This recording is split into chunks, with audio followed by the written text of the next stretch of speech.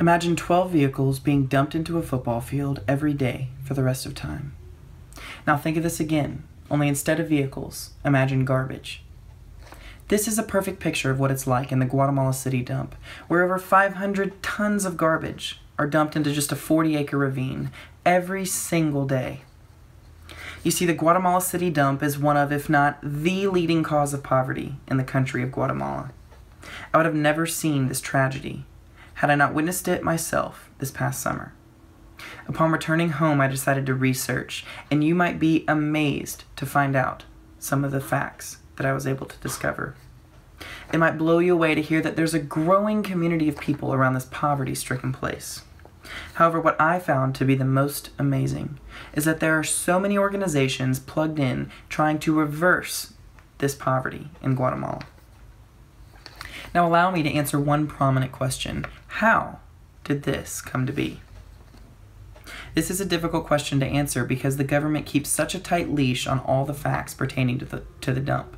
And this is because they know how horrible it truly is. But we do know that in 1960, a guerrilla group went to war with the government of Guatemala over an allotment of land. Nowhere is it recorded that this is the same land that the dump is on. However, we can assume that it's the same because in the treaty that was signed after the war, it states that the government can maintain possession of a 40-acre ravine. Now, up until 2005, there were no laws as to what or who could enter the dump. Because of this, toxins and chemicals were poured into it. In 2005, the methane gas that was emitted from all the garbage caught fire. For 2 whole days, a fire burned the entire dump, killing hundreds of people inside of it.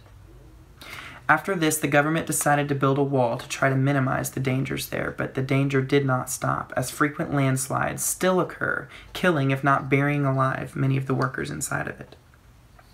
This tragic problem causes tragic consequences to the community surrounding it.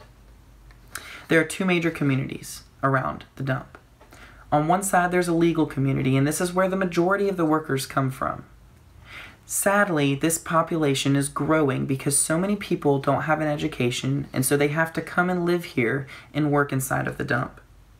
These people are called guajeros, and they are in constant danger to vehicle accidents and landslides and anything else inside of the dump. However, the leading cause of death in this community is caused by the toxins, and it is illness. On the other side, there is an illegal community, and this is composed of people who are criminals, who are crooks, and who are gang members. They impose a threat to the people who are living on the legal side. And this is just such a sad thing because all of the people who are living in poverty are working in the dump and face not only the dangers of the dump, but the dangers of the people living right next door to them. This is why I found it so surprising that there are so many organizations involved in trying to help these people. I found a place called Shared Beat, who is involved in raising money so that they can pay for health care for the children who are exposed to the toxins of the dump. Another organization I found is called Planting Seeds, and their goal is to plant seeds in the lives of the toddlers there so that they are ready for preschool. I partnered with a group called Safe Passage, and their main goal is to provide a full education, K through 12, to all of the people in the dump community. Their belief is that what better way to cure poverty than to educate the next generation?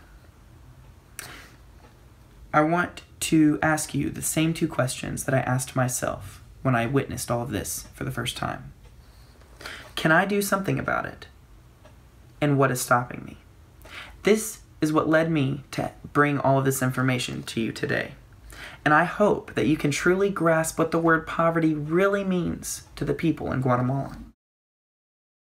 The Guatemala City dump is feeding the poverty in Guatemala, and therefore it must be closed down.